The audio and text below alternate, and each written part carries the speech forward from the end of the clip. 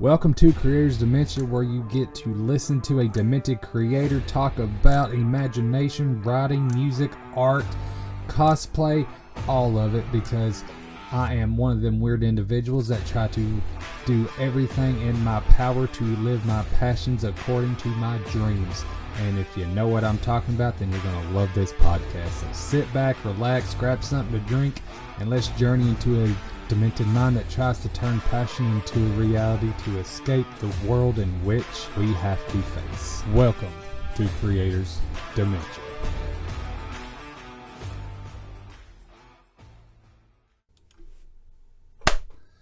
Hello and welcome back to the once forgotten but now risen from the hiatus grave of doubt and despair, Creative Dementia. It has been way too long. It has been almost 2 months. So I know it's been a while, a couple of months in fact. It's been crazy. It's been weird, and it's been a soul-searching quest for me personally. A lot of changes have actually taken place, and I apologize for the abrupt disappearance for the handful of loyal people that actually listen or watch this. I had actually created a season finale episode before everything started, but I was in such self-doubt that I don't know. It was bad. I was in such self-doubt about my path with what I was trying to accomplish with everything, and I decided to not do anything with it. I kind of just fell away. There was a lot going on. My mind was just not having it anymore. I drifted away from all my projects, and I felt overwhelmed, and it's mostly my fault on why. But I'm trying to get back into the swing of things, so we will see how this takes off again. But as a creator, there's this tendency that seems to creep up on you and take over, in which you have no control over. That emotion, it grips me a lot. Most of the time I can push through. I can figure out a way to kind of level my mind on the judgment scale, that seems to be created. But when I hit this wall, I hit it hard. So I have decided to actually change things up a bit. But before I get into it completely, I do have news I want to share that happened during my time gone from Creators Dementia, and also the Other Side of Shadows.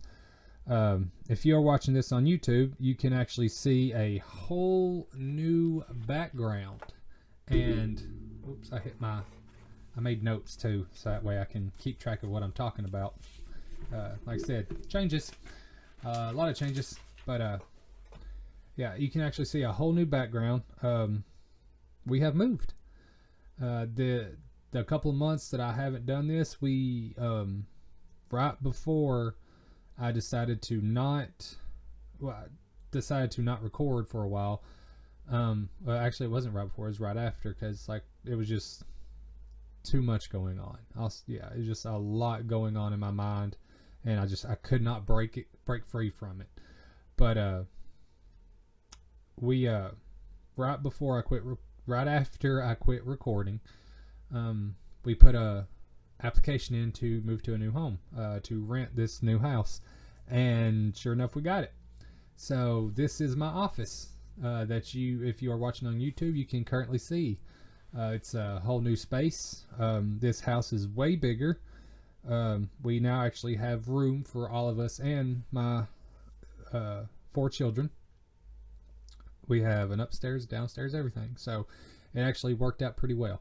I'm excited, and I love being here. We've been here for almost a month now, and I finally got this office set up to a point where I'm okay with it. There is a couple of things I still got to dig out of a box, kind of like that box that's right behind me. It says Huggies on it. It's an old Mickey Mouse box, but this area here that I'm in now, that is now my office, was actually a storage room that I converted. It still needs some work. Over time I'll get there.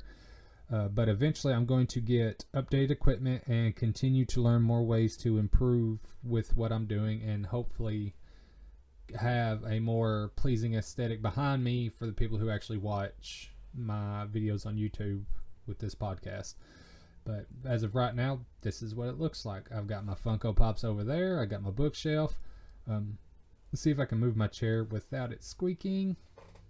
A little squeak.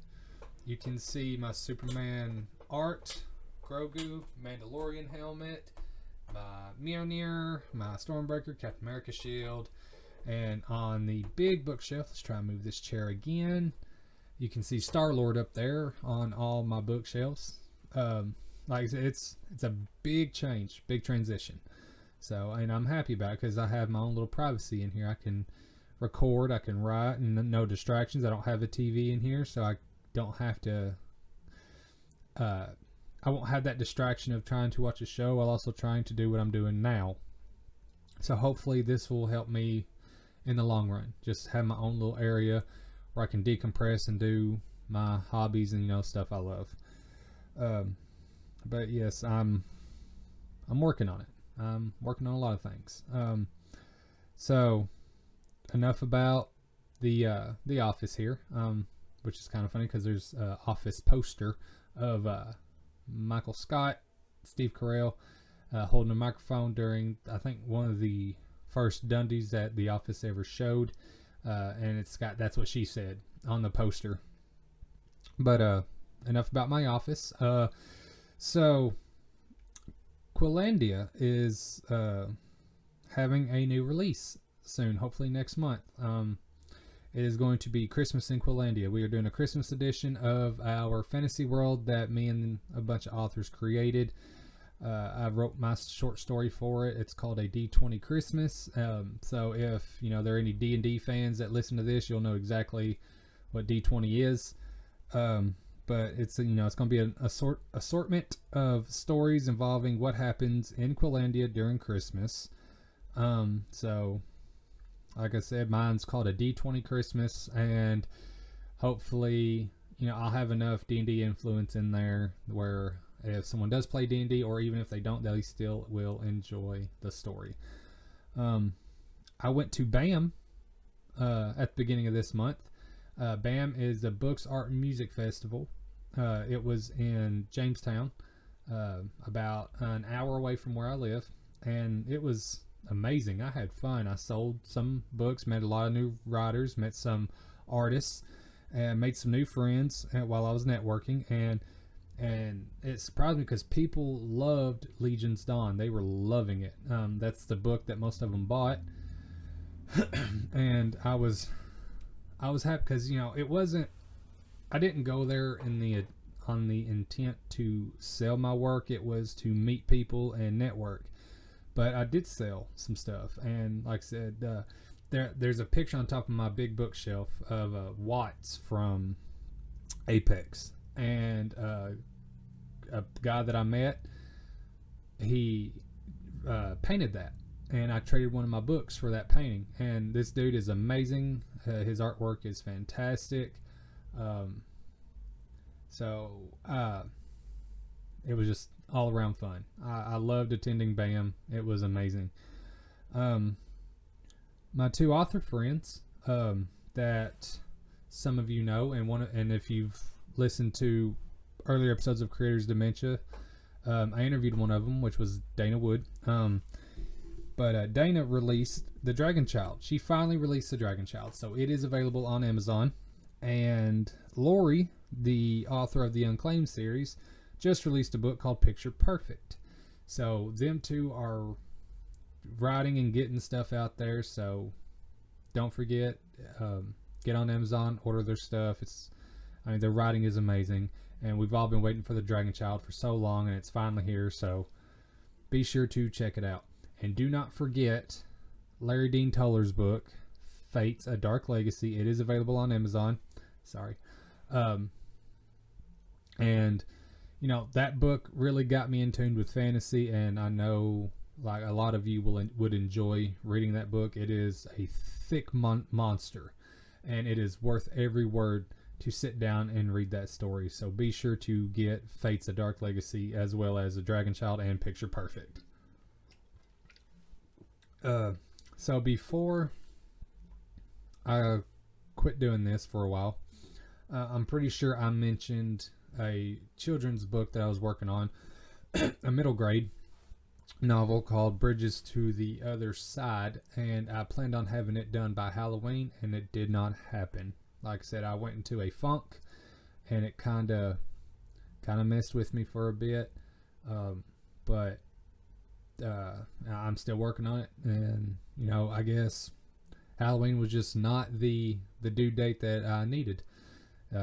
So hopefully I can get that book going. And everybody keeps asking me, when is the second Legion's Dawn book gonna come out? And I'm working. I haven't even started it, but I'm planning things in my head. So hopefully I can get it there at some point. I don't know, a lot of projects. I've got to learn to chill out because I'm overwhelming myself with all these projects, and I've got to learn to just flow. And it's hard for me to just let things flow because I want results. I want to try and I want to get things done, but sometimes that's just not how it works, and I've got to realize that. But so to talk about Creator's Dementia, Creator's Dementia is going to go through some changes, mostly scheduling, because when I started, I uploaded every week. I would get stressed with trying to produce every week with not enough focus on making sure the quality was good. And I was rushing topics and not allowing enough time to secure the topics I wanted to discuss. So Creator's Dementia is going to a bi-weekly posting. Episodes will be released on Fridays, basically like every other Friday thing. That way it'll give me time to be focused on the end result instead of what I'm doing at the moment type deal, if that makes any sense. I've got to figure out ways to do better with this, so that's what and I have decided that my scheduling was just not, I'd done it, I did do it, but it was stressful because if I didn't release an episode every week, I would feel bad and I would feel crappy about it, even though some things were out of my control. So I'm trying to allow myself enough time to truly discuss the topics that I want to discuss during each episode and do it properly and do the proper editing in case there are mess ups. I want to do this right. So Creator's Dementia is going to a bi-weekly schedule.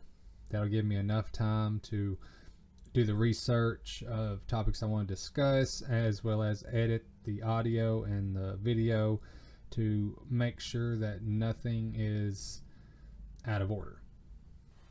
But with Creator's Dementia and my other podcast, The Other Side of Shadows, it was just becoming a little too much to keep going. That is why the schedule will be changing. I was releasing, I think I only got like maybe 3 to 4 episodes in with The Other Side of Shadows, but I was releasing both episodes each week. And like I said, that's a lot of recording. That's a lot of editing. That is, a lot to keep up with. So yeah, I'm going to try and space it out a little better so I can do better. But hopefully I can do this better. We will see.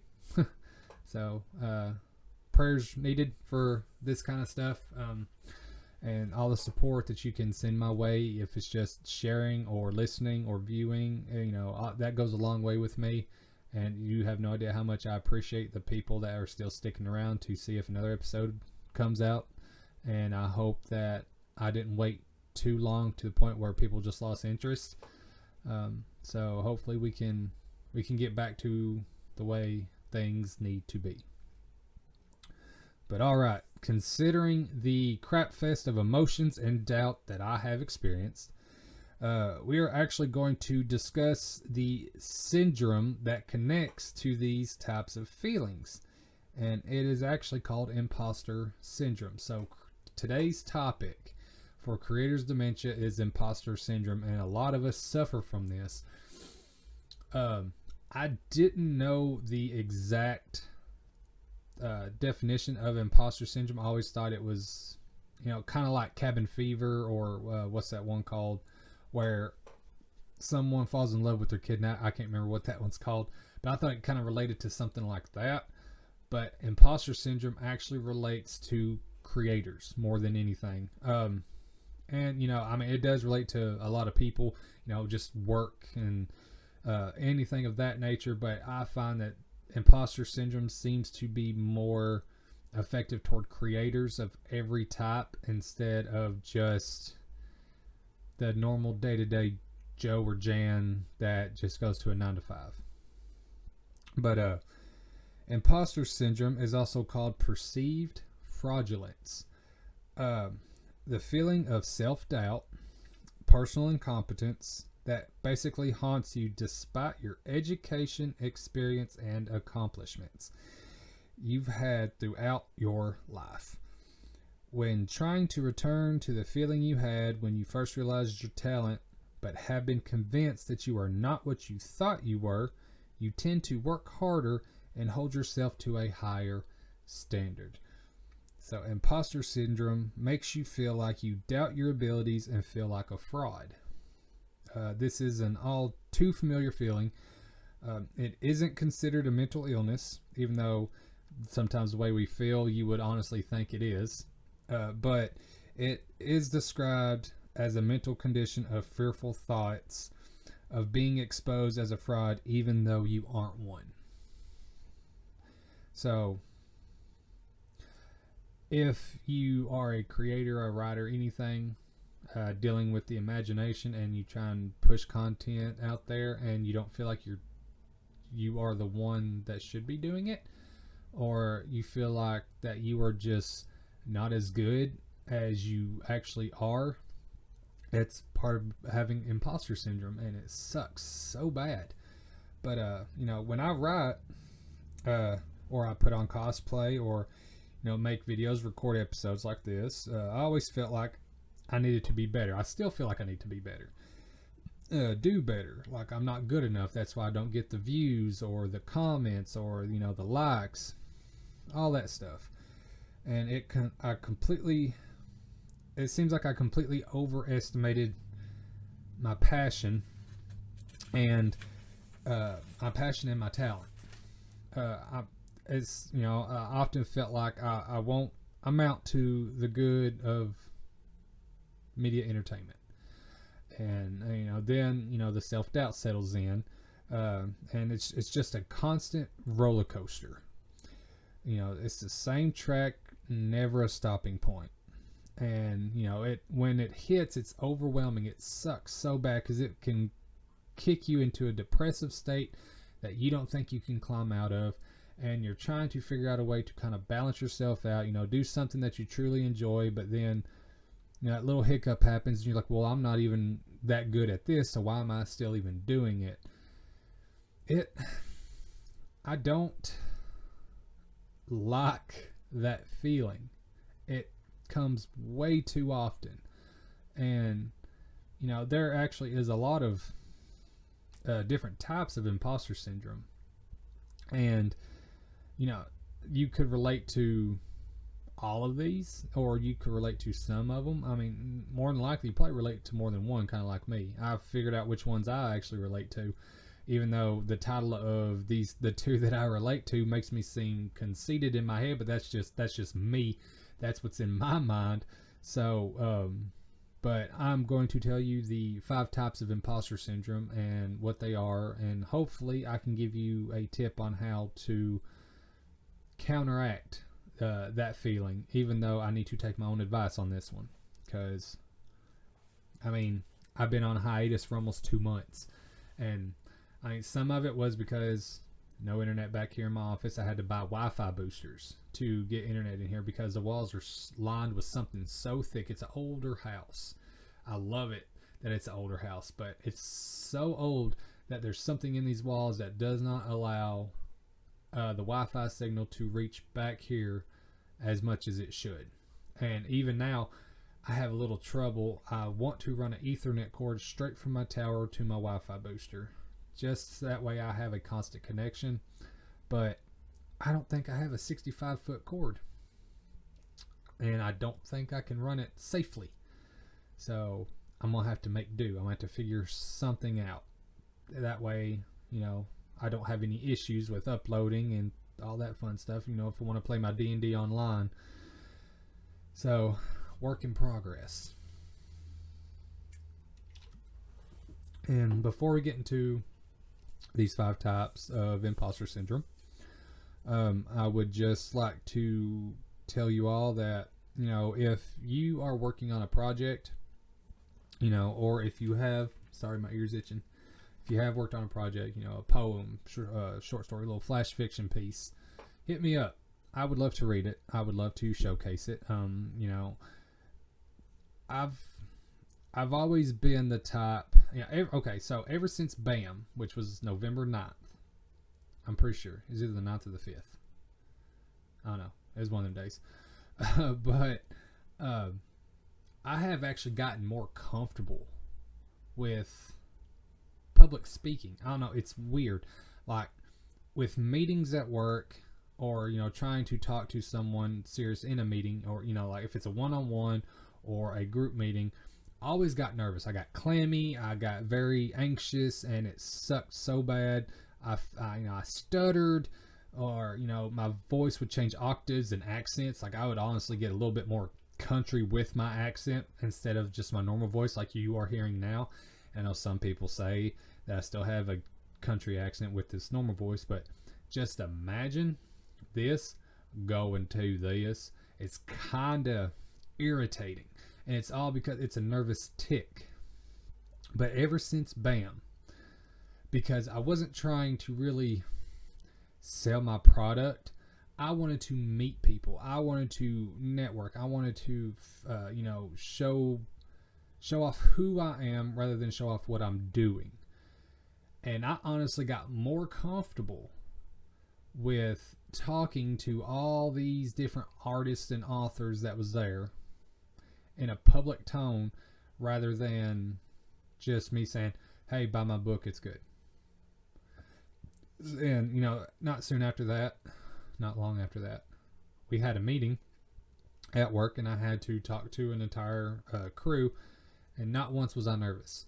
I don't know why, but, you know, ever since BAM, it's been a pretty consistent comfortability with talking to people. And, you know, like if I'm at work and I'm talking to customers, ain't no big deal. I can spit like the rest of them with my customer service voice.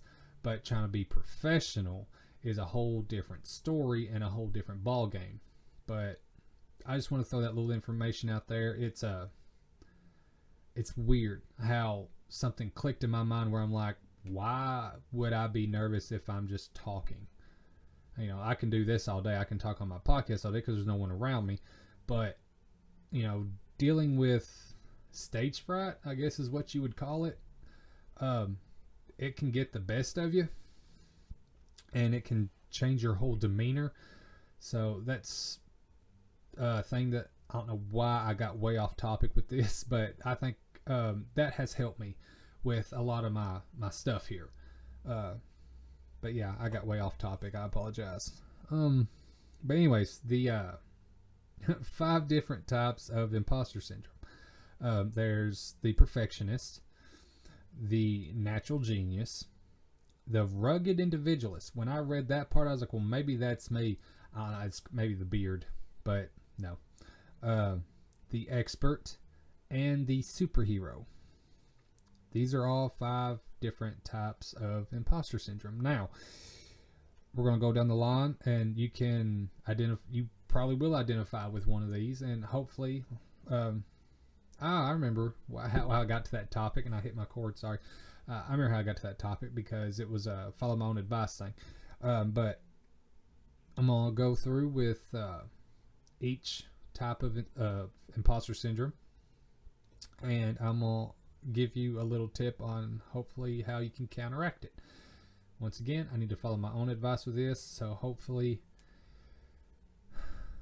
I'm not just spitting information and actually teaching, giving proper advice, because if you don't use your own advice, then what's the point of actually giving someone advice? All right, so first type of imposter syndrome is the perfectionist, and the perfectionist is an extremely high indicator of imposter syndrome. People in this category set very high expectations for themselves. If these people reach all but 1% of their goal, they will still perceive it as a huge failure. When a mistake happens, they question their entire core. And after reading that, I just realized that I can relate to this one. So that's 3 of them. 3 types of imposter syndrome that I feel is really inside me. Because like this, I have created episodes for this podcast. I have written books. I have done interviews. I have attended events. But I didn't get the result that I wanted, and I still haven't, and I feel like a failure because I didn't get it. And it did it to me. I haven't done this in a couple months. I shut it down because I felt like I was just not good enough. I felt like I failed at doing this podcast. So I can actually relate to the perfectionist. But hopefully a way to counteract this type of imposter syndrome is take the most important approach to the aesthetic of being a perfectionist, and that is to accept your mistakes and use it as a teaching tool for greater success. Make sure to celebrate your achievements to avoid the emotional burnout. Solid advice. Honestly, I need to start patting myself on the back that, I have created 2 podcasts.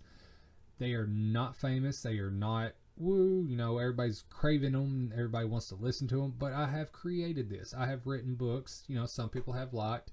It's not everybody's cup of tea, of course. It's like I don't read a lot of romance novels, but I know a lot of people that do love romance novels. But these certain little achievements that we do, even though we don't have the exact result that we pictured in our minds, which is, a writer's false identity. That's what I'm going to call it, because I went through this when I first started writing. I expected it to take off, hit bestsellers list, everybody know who I was, everybody want my autograph, but that's not how it works. So I identify completely, and the thing we always have to remember is not everybody, yes, there are a lot of writers out there, a lot of authors, a lot of people that do write, but not everyone can do what we do. I know some people that would love to actually do a podcast, and I would love to help them get there, but they can't, they won't. And, just a simple podcast, even though it's not rated 5 stars with every episode and it's featured on multiple magazines as a must listen, you still got one created. You have still put yourself out there and tried to talk about things that you are passionate about, and that is an achievement. If I'm on Spotify, Listen Notes, Podbean, Samsung Podcasts, Amazon, the Amazon Music, those are little accomplishments that I need to realize. I have made it there, and I will continue, and I will try. No, I'm going to take that back. I will get further with it. I have to put it in my mind that this is worth it. No matter the results, may they not be the best results, I can still get there, and I still love to do this, so I need to continue. So celebrate your greater success and make sure you celebrate your achievements to avoid the emotional burnout. I wish I could have read this before my hiatus, but I didn't. And hopefully this will help you if you suffer from this type of imposter syndrome. And even if you aren't completely in this category, still take that counteractive response as something that you should do anyways. You woke up this morning, you're alive, that's an achievement. Pat yourself on the back because you have the whole day to do great things. Not many people have that blessing. Okay, moving on. Imposter syndrome number 2. The natural genius. Now this one, the natural genius are the ones that are the top of their class. Success was easily conquered. We know some people like that. We've all met ones that are the natural genius. But the thing is, as they grow, it is inevitable that scenarios will be presented to them where achievements aren't second nature, hard work, or struggle to meet their goals. Because they're not used to the hard work. It came easy. They had the natural ability to do this. So they're not used to the struggle. They're not used to the feel of struggle. They're not used to the hard work it takes to actually do something, kind of like it. What I don't want this to sound bad, so I'm trying to figure out a way to say it. Like you got these people that are just amazing at math. The mathematicians that can literally do an equation in their head within a split second. And it'd take me maybe a pen and paper and trying to work out the entire problem, and take me like 15 seconds. That'd take them 1.3 seconds. Those are natural geniuses. But say they try to venture over to being a wordsmith, but they can't grasp it because numbers are their game, not words. I would say they will feel that struggle, and they're not used to it because they excelled so far and so quickly at this one subject. They thought maybe they could do it with all subjects, but it turns out they can't. They were only a natural genius toward numbers and not words. So the natural genius tends to feel will feel the struggle once they get there, and then they lack the ability to notice it, and they will feel that they aren't good enough, all because of one thing that they just wasn't naturally good at.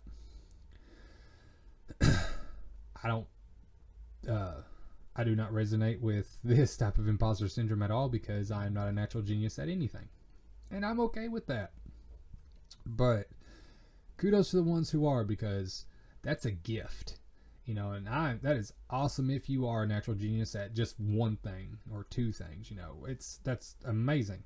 Like, I have tried many different things to try and be a genius at, and I'm just not that kind of person. But if you are a natural genius, the best way to conquer this imposter syndrome is to see yourself as a work in progress. Think of the skills you admire and the journey traveled to get there. Not everyone obtained a natural talent. Learning is the most important process to becoming what you can be. Now, that tidbit of advice there, that should go out to everybody. Learning is the most important process to becoming what you can be. It's not what you want to be, it's what you can be. If they say if you want it bad enough, get it. I see that, but I would, when I was a kid, I wanted to be an astronaut, just probably every kid out there. But I know I can't be one. And I'm okay with that. But I know what I can be. And I want to get to the place that I know I can get. If that makes sense. So, another type of imposter syndrome is the rugged individualist. And it's not what it sounds like, to me anyways. It's different. My leg is starting to hurt. So if you hear the chair squeak, I apologize, but I've got to move my leg. Come on. I've got bad. Ever since I tore the ligament in my right knee, it's just been horrible. I got to start taking some vitamin D. Apparently that's supposed to help. But the rugged individualist. So with this type of imposter syndrome, asking for help, seeing an achievement is only possible if done alone. So that's a weird way to write this note. So okay, the rugged individualist cannot stand to ask for help. That's what it was supposed to be. And they see an achievement is only possible if done alone. There we go. That makes much more sense. These types of imposters struggle to reach out when they need assistance. It makes them believe that their contribution invalidates their own skill set and are lacking in every aspect if they ask for help. I do not resonate with this at all. I don't mind asking for help. I've asked many people about, mostly Tyler, about how I can do better with my podcast. He told me to get a better microphone. He said that analog, or however you pronounce it, it's not analog, but USB, not a bad microphone, which is what I have now. That's what this is. But the other type of microphone is better. The sound is crisper. And if I get the right equipment, I can switch over to that. But right now, it's USB. But I asked Tyler for help. I've asked him a lot when it comes to podcasts for help. So I don't mind asking for help, because I know if I can't figure something out, it's what I need. And if someone can figure it out for me, then that is awesome. And it doesn't mean that I'm going to just sit back and let them figure it out all by themselves. It just means that if I can have the help that I actually truly need to make myself better, then I'm going to take it. But if you are a rugged individualist, if there's anything you need to do, it's speak to the people that inspire you. Ask them how they feel about the contributions from others that led to their success. If they can give you stories of how so many people helped them achieve their goals, then hopefully it can help you figure out that you sometimes do need help. It's that extra ear or the extra voice that will get you to where you can be and where you intend to go. Asking for help, it's not a bad thing. And a lot of people have to realize that, sometimes you do need help. That's what it's there for. It's to move you forward, move you along, get you where you want to be. So if you are a rugged individualist and you can't stand the fact that someone that you need help with something, figure out someone out there that has had help to reach the point of their success that you would actually like to be. Because then maybe you can realize that having help isn't the bad thing that you make it out to be. It does not make you less of a person. It does not make you less of a creator. It does not make you less of a worker. It just means that there's a load on your shoulders that you just cannot handle alone. And that's what humanity is for. To share, it's going to sound bad, but to share the burden. Because, like I said, I know that sounds bad, but if you share a burden, then you can lift yourself up to actually surpass that burden. And I hope that made sense. I say that a lot. I hope it makes sense. But like I'm the top. Okay, let me reiterate here. There was this episode of Scrubs, if you've seen the show. Amazing show. It's a timeless classic. Michael J. Fox was on there, and he was a surgeon, also a medical doctor that learned both professions, who has OCD. And JD walks in to see him scrubbing away at his hands, trying to get them clean, even though he's washed them 50 times. And JD, he got mad at him for something. I can't remember exactly what it was, but he went to go talk to him. He was like, I need to talk to you. And he, Michael J. Fox was like, just give me just a minute. He said, no, I need to talk to you right now. And then Michael J. Fox just screams. And he looks at him and says, I'm sorry.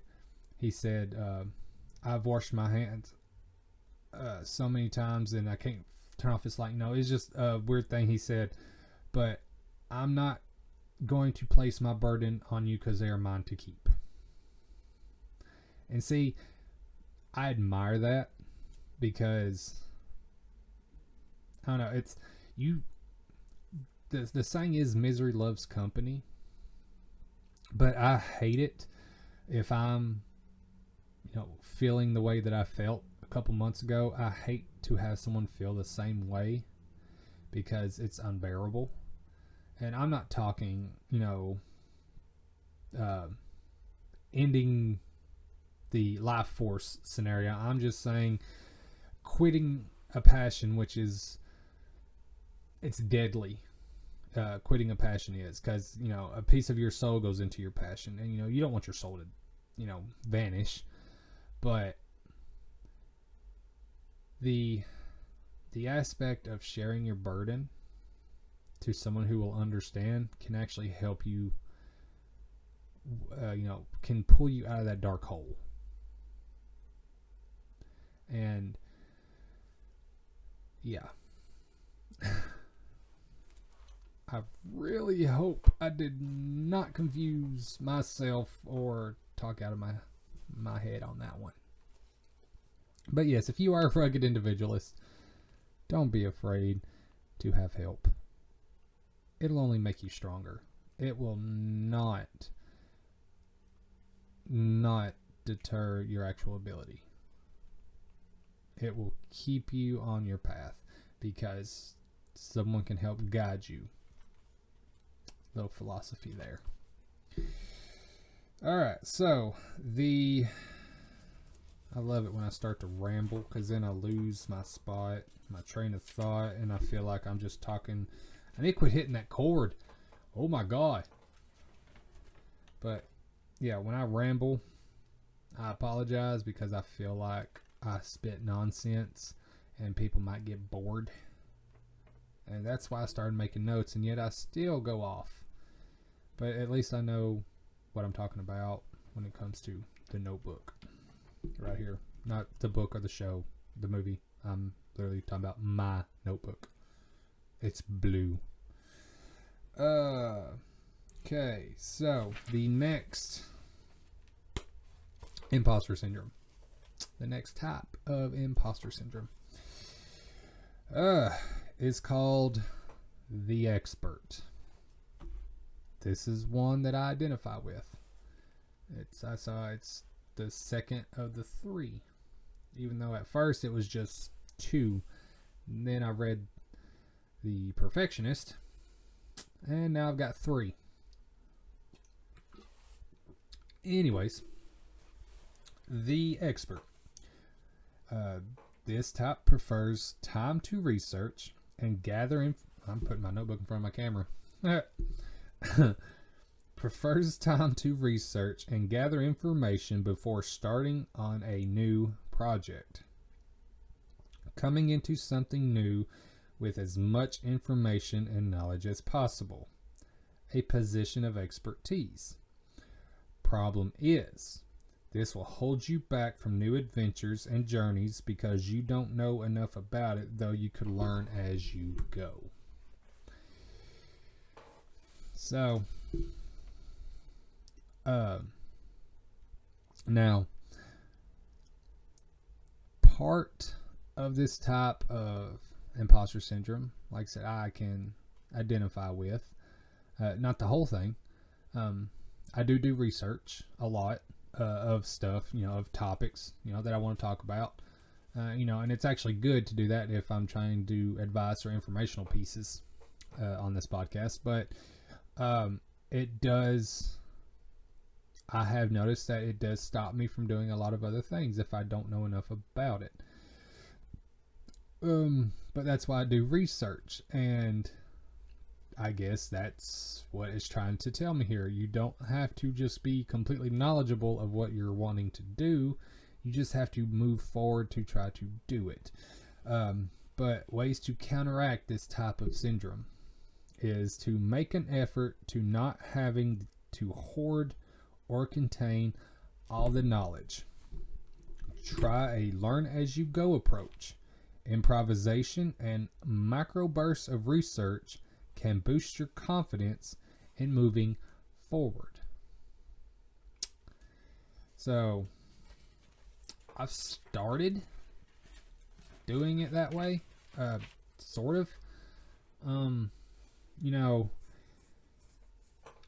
A long time ago, I would dive into something head first, and then I would learn as I went. And, I always got the results I didn't want. So that's why I started doing the research. But the one thing I have to realize is I can do research as I go to gain that information that I need. If I want to be interested in becoming a pilot, of course, you got to do your research. You got to go to school. But I shouldn't do all that research before I get into it. I need to get into it and then research as I go. I can learn while doing. And I know that is the best way I learn. If I am active, just as it's happening, I see and I learn. I've been that way since high school, but yet as I got older, my learning ability is still the same, but my intentions have changed. If I want to learn something, I want to know about it before I attempt it. Sometimes I don't see a problem with that, but there's a lot of things out there that you don't have to be that way. And, I guess, I don't know. It's weird and different.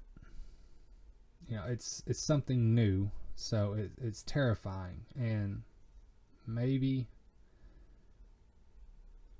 I can figure it out. So the last type of imposter syndrome that I have researched is called the superhero. Yeah. So this one. Yeah. You push yourself to work harder than everyone. Expectations are higher for yourself than the expectations of others. The overwhelming feeling of the need to succeed in every element of life at work or home. It is triggered when one of these areas is not as strong as the other. Working harder to prove worthiness will cause burnout and lead to more mental health issues. That one right there is the one that I definitely feel. It's called the superhero, which makes me feel inferior. But yeah, that one right there. Like when I said at the beginning, I took on way too many projects. I tried to be the best at that, I tried to be the best at it. And it got overwhelming, and that's what caused me to fall away from it. I got burnt out. And I got burnt out with my writing. I got burnt out with podcasting. I got burnt out with cosplaying. I mean, it burnt me out completely. And that's what happens. That's part of having imposter syndrome. But, and I would always try and, be like someone who is successful. I know a bunch of people that are photographers, so I try to be as successful as them, and it's not happened, and it kind of burnt me out. I didn't get the results I was wanting, so it killed me inside, and it hurt me. And people, I have tried to book photo shoots with people. I've even offered free photos, like with cosplay, and no one wanted to do them. But yet everybody's lining up to get these other photographers to take their pictures for bukus of money. And I'm like, well, what's the difference? What do they have that I don't have besides the studio? Of course, I do all mine outside, and it's cold now, so it's going to be a little difficult. But I have come to realize that they were all good marketers. I mean, that comes with anything you're trying to do. But people are more comfortable with what they know. I'm different. I'm not the photographer the photographer everyone is used to. So I've got to find my own audience with this. I've got to figure out my own way. But because I'm not the one that's getting the messages or the phone calls saying, hey, come take my pictures because you're really good, it hurts a little. Because I've tried so hard with it. I have, attempted so many different ways to get my name out there media-wise, and it's not helped. Don't get me wrong, I've had some bookings. But it's not where I thought I would be. And when I measure myself to the success of others, writing, photography, TikTok, making videos, all that stuff. When I measure myself to all them, it hurts. It kills my soul. And I've got to learn not to do that. And if you do that, please figure out a way to not do that, because we are individuals. We may be in the same aspect, the same spectrum of creativity, but we are our own unique way. We are the unique versions of that spectrum, and that's what we have to realize. That's what I need to realize. But ways to counteract the superhero imposter syndrome is don't measure yourself to the accomplishment of others. Set up healthy boundaries and finding other ways to identify yourself through new hobbies and routines. Easier said than done. But we gotta learn to do it. That's just how it is. So, like I was saying, I can relate to the expert and the superhero. If I hit my cord one more time, I'm going to quit. But I can relate to the expert and the superhero. And I guess, what was the other one? The perfectionist. I can relate to that one too. But I do research constantly to try and be the best at what I'm doing. If I don't get the results I want, I slide downhill really quickly. And if I find out or if I find out something, what was I trying to say?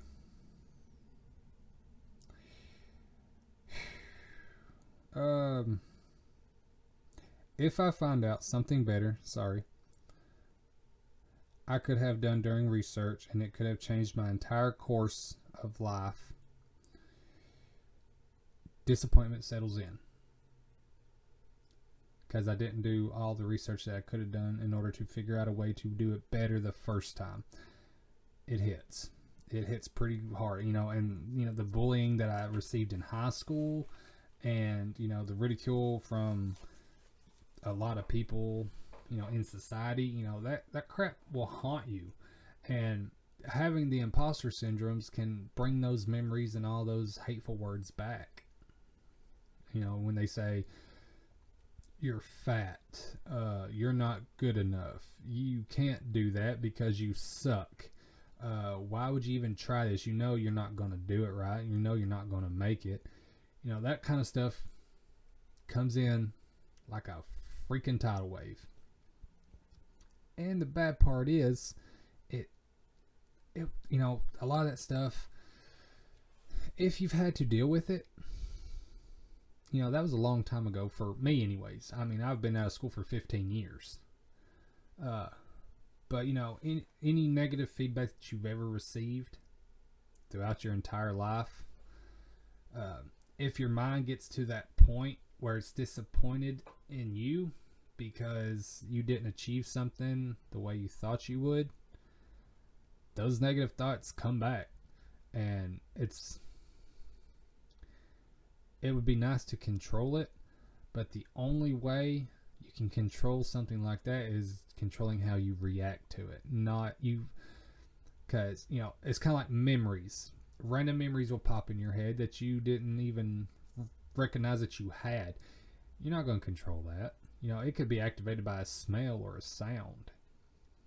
But how you react to them is what you can control. It's like, if you're stressed at work, someone pisses you off, anxiety and stress will build up. You can either figure out a way to let it go, or you can lash out. I recommend letting it go, calming yourself down, and that takes practice. But it's just like life. You can only control how you react to stuff. You can't control it. And maybe one day we can master that. Maybe I need therapy. Therapy might help me. But, here's the big kicker. All this stuff, all these imposter syndromes, every bit of the negativity that we tend to pull in, it's all in our minds. How we view our struggles, our journeys, our forks in the road, is all in our perception. It's as creators,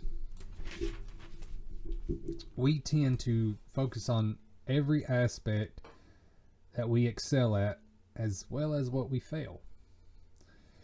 If there's one thing we can learn from what we encounter throughout our years, is we are different.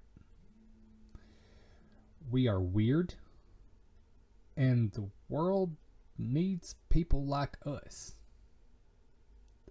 I know it sounds weird, but in all honesty, the world needs people like us, so we can show them it isn't all wars, negativity, shame, and disappointment. Imagination is so much more powerful than what we have given it credit for. We have the ability to share it with the world. And that is a gift. That is something that a lot of people can't do. If we honestly had the ability to make this world livable, we can help people survive, actually help them live through imagination, creative works, different things. We can do it all.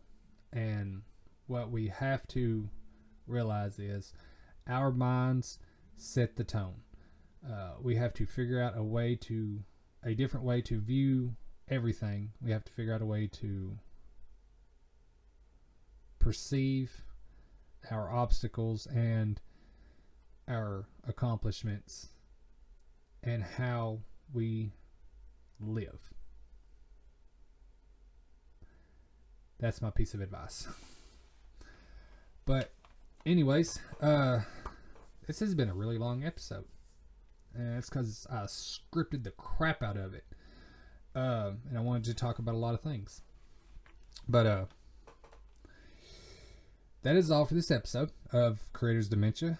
Thank you for coming back and listening to me talk your ear off.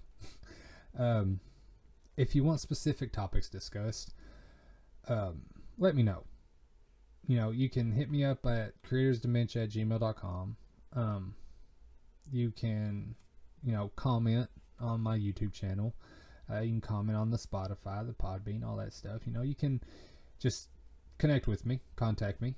I'd be more than happy to discuss any topic that you would like. I'm always in the need for finding new ways to spread the creative word. So as I say now, but Creative Dementia isn't going anywhere. That was the second time I have actually failed this passion, and I'm hoping that I learned from it. I mean, so far I think I'm doing a pretty good job at viewing where I went wrong. I'm trying to change a little bit of it, so we shall see how it goes. But as always, I love you all.